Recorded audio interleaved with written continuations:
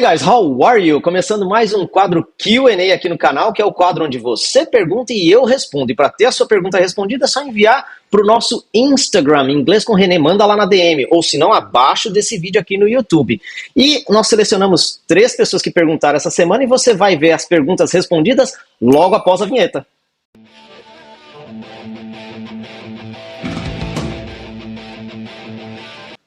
E a primeira pergunta que nós temos aqui é a pergunta do Otávio, tá? Muito obrigado pela sua pergunta, Otávio. Uma pergunta muito bacana mesmo. Ele fala sobre pronúncia. Ele tem dúvidas sobre como pronunciar essas duas palavras que tem aqui no quadro, que é bitch e beat, tá? E aqui a diferença vai estar entre o I curto e o I longo. O I curto a gente tem no português, é o I que a gente utiliza. O I longo nós não temos oficialmente, mas eu vou mostrar para vocês que a gente tem sim. Então, para falar o I curto, é muito simples. Você só fala o I, não mexe nem a boca. Já o I longo, vai cair o maxilar um pouquinho, andar um pouco para frente. É igual quando alguma coisa dá errado e a gente fala she, é isso, ó. She, é o I, tá? O maxilar cai um pouquinho, anda um pouco para frente. E aí você vai conseguir fazer a pronúncia, pronunciar essas duas palavras de forma correta. Então a primeira aqui, bitch, tá? É o I curtinho, bitch.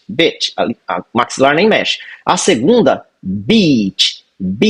E a primeira significa cadela ou uma forma muito pejorativa de tratar uma mulher. Nunca utiliza essa palavra, tá? E a outra é praia. Então, beach. Por isso que é importante, que às vezes a pessoa quer falar praia, falar beach, e acaba falando um I curto, sai outra coisa. Então, se liga nessas dicas de pronúncia para pronunciar corretamente. Muito obrigado, Otávio. E a nossa segunda pergunta aqui, ela vem da Edna. A Edna diz aqui, oi René, tudo bem? Tudo ótimo, Edna. Muito obrigado pela sua pergunta. Ela tem algo que eu fico muito curiosa. Por que cobra em inglês é snake, mas já vi usarem cobra também em inglês, a palavra cobra.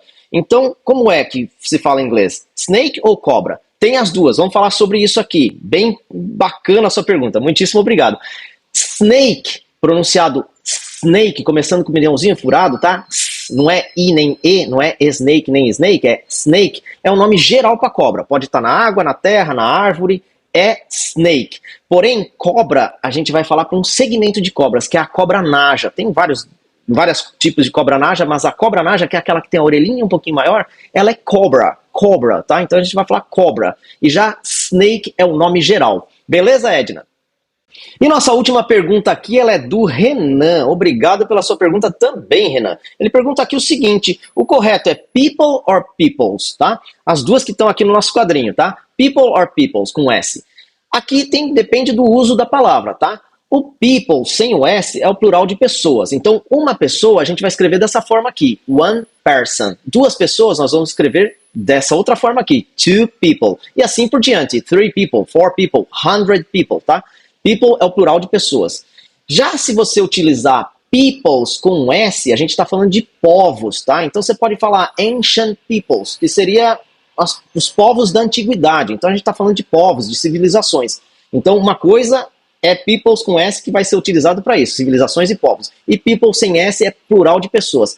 Mais uma dicasinha aqui também. Você pode ver em elevador, em alguns lugares, a palavra persons. E aí você vai ficar se perguntando, mas não falou lá no question and answer que people é plural? E por que tem persons? Também é o plural de pessoas, porém é muito formal ou muito rebuscado. Se você quer falar people, se você quer falar pessoas em inglês, usa people. Persons, você vai ver no seu livro de gramática lá, quando está explicando alguma coisa, ou em locais que é muito formal, um aviso, geralmente no elevador, 3 persons the maximum capacity, tá? Então, person, uma pessoa, e people, várias pessoas. Ok, guys?